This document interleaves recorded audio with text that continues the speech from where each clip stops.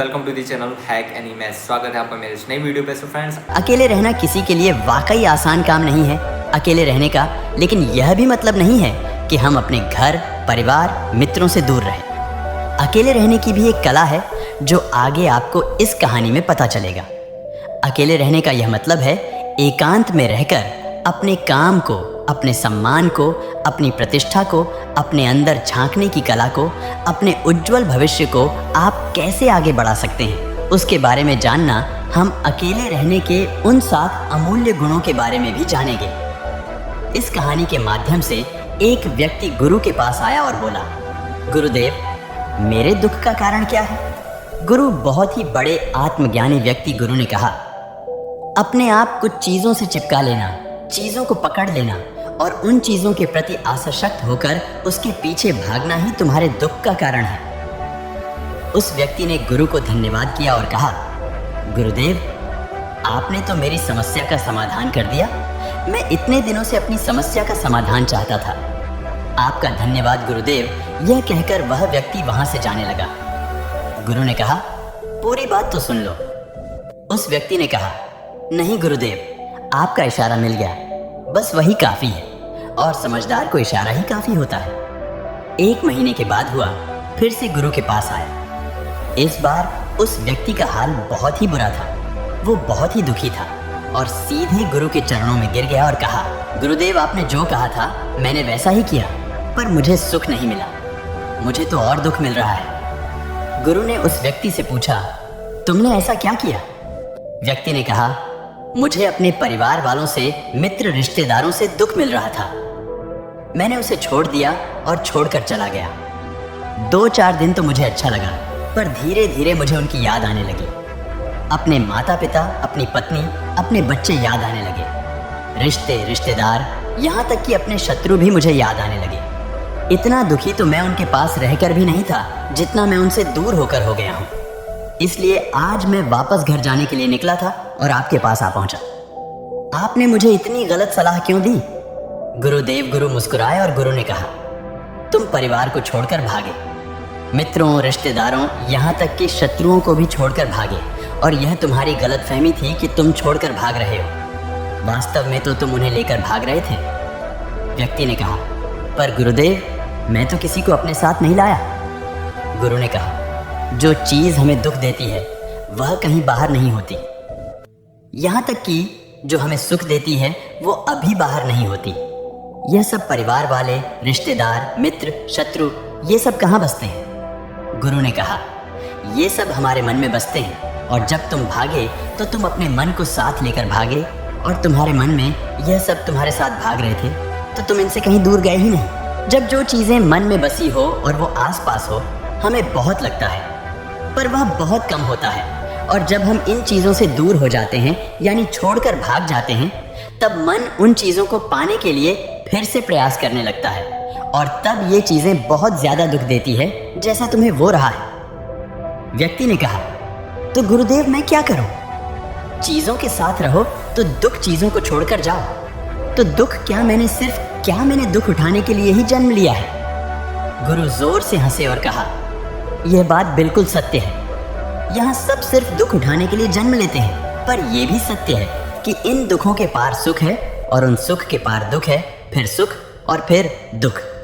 जिन चीज़ों में हमें सुख नजर आता है वो है दुख देते हैं, और जिनमें दुख नजर आता है वही सुख का कारण बन जाते हैं। उस व्यक्ति ने कहा, गुरुदेव, क्या इस सुख दुख के माया जाल से बाहर निकलने का कोई रास्ता नहीं है? गुरु ने कहा, रास्ता तो है, मगर तुम इसी दुनिया में रहना चाहते हो, इन सब के साथ रहना चाहते हो, तो तुम्हें एक काम करना होगा।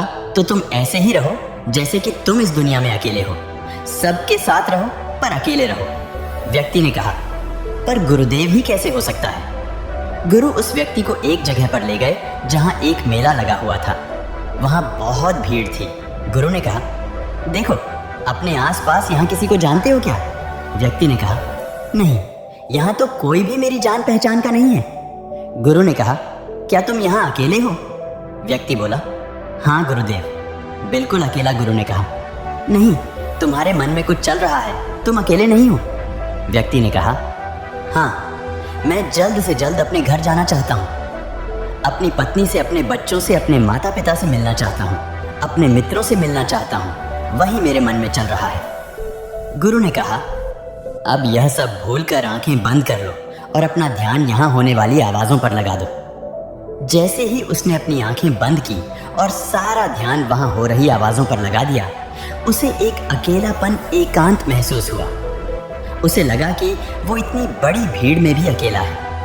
सभी आवाज़ों के ऊपर ध्यान लगाने के कारण किसी आवाज़ का कोई महत्व नहीं था, बस आवाज़ें थीं और वह था। उसने अपनी माँ की खोली और कहा, गुरुदेव, यहाँ तो मैं बिल्कुल अकेला हूँ, सब है पर कुछ नहीं।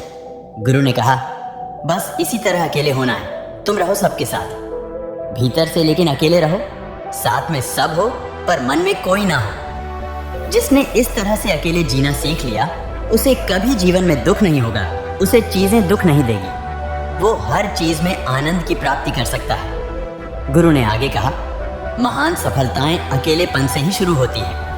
अकेलापन ही हमें उनसे मिलाता है। अपनी अकेलेपन को नकारात्मक मत समझना, बल्कि उसे एकांत समझकर खुद को जानने का प्रयास करो। जब तुम्हें एकांत पसंद आने लगे तो समझो तुम्हारा वास्तविक वजूद तुमसे मिलना चाहता है, इसलिए अपने इस एकांत प्रेम का सम्मान करो। गुरु बोले, मैं तुम्हें 7 ऐसी खूबियों के बारे में बताता हूँ जो अकेले रहने वाले लोगों में पाई जाती है और उन्हें दूसरों से अलग बेहतर बनाती है। गुरु ने कहना शुरू किया, पहली खूबी जो एकांत में रहने वाले लोगों में पाई जाती वो ये है कि ऐसे लोग दूसरों की तुलना में खुद के प्रति ज्यादा जागरूक होते हैं। वो खुद के स्वभाव और आचरण के बारे में ज्यादा गहराई से जानते हैं। ऐसा इसलिए होता है क्योंकि जब हम अकेले होते हैं तो हमें खुद के बारे में सोचने का काफी समय मिल जाता है, जिससे हम खुद के व्यवहार को अच्छे से समझ पाते हैं। एकांत में रहने वाले लोग खुद की कमजोरी और ताकत को भी अच्छे से जान पाते हैं, जिससे वो दूसरे लोगों की तुलना में किसी भी खड़ी परिस्थिति का सामना ज्यादा अच्छे से करता है। गुरु ने कहा, अकेले रहने वाले लोगों की दूसरी खूबी है कि ये सकारात्मक सोच वाले लोग होते हैं। देखो, जब बहुत से लोग हमारे साथ होते हैं तो वहाँ एक दूसरे से तुलना, जलन, घमंड, लालच जैसे को विचार अपने आप ही मन में आने लगते हैं। फिर इंसान इन विचारों के वश में आकर उल्टे सीधे काम करने लगता है। हालांकि ऐसा नहीं है कि एकांत में रहने वाले लोगों के मन में ये विचार नहीं आते, लेकिन क्योंकि वो अकेले हैं इसलिए दूसरों से तुलना, जलन, घमंड जैसे विचार उनके मन में दूसरों की तुलना में थोड़े कम आते हैं।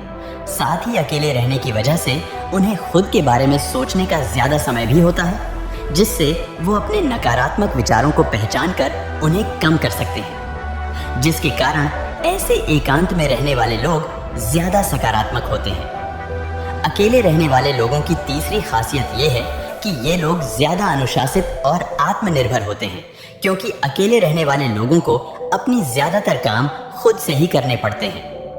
इसलिए यह दूसरों की तुलना में ज्यादा बात तुम्हें निर्भर होते हैं। साथ ही ऐसे लोगों को दूसरों का काम भी पसंद नहीं आता। ये अपना काम खुद करने पर ही भरोसा करते हैं। साथ ही ये लोग कोशिश भी करते हैं कि दूसरों से कम सहायता लेनी पड़े, पर क्योंकि ऐसे लोग आत्मनिर्भर और अपने काम को लेकर स्पष्ट होते, ऐसे लोग अनुशासित भी होते हैं। ये लोग अपने समय की कद्र करते हैं और दूसरों का भी समय बर्बाद नहीं करते। अकेले होने की वजह से ऐसे लोग एक निश्चित दिनचर्या का पालन भी करते हैं, जिससे ये लोग ज्यादा व्यवस्थित होते हैं और ये भी इनके अनुशासित होने का एक कारण है। गुरु ने आगे कहा, अकेले रहने वाले लोगों की चौथी खासियत ये है कि ये लोग किसी भी चीज के बारे में बड़ी बारीकी से और गहराई में जाकर सोच सकते हैं। अकेले रहने वाले लोगों की ये सबसे बड़ी खासियत होती है। इसलिए जितने भी लेखक, कवि और बड़े बड़े कवियों के रचयिता हैं, उन सभी को एकांत में रहना पसंद था, क्योंकि जब कोई व्यक्ति एकांत में होता है तो अपने अंदर की आवाज सुन पाता है। जितने भी बड़े आविष्कार हुए हैं उन सब की शुरुआत एकांत में हुई थी, क्योंकि एकांत में रहकर ही किसी भी चीज के बारे में बड़ी बारीकी से सोचा और समझा जा सकता है। गुरु ने कहा, एकांत में रहने वाले लोगों की पांचवी खूबी ये है कि इनका व्यक्तित्व सबसे अलग हटकर होता है। वो लोग ज्यादातर दूसरे लोगों के साथ रहते हैं। ये अकेले रह ये नहीं पाते। वो कितनी भी कोशिश कर रहे हैं, लेकिन जाने अनजाने में सही, लेकिन दूसरे के व्यक्तित्व का कुछ हिस्सा उनके अंदर आ ही जाता है।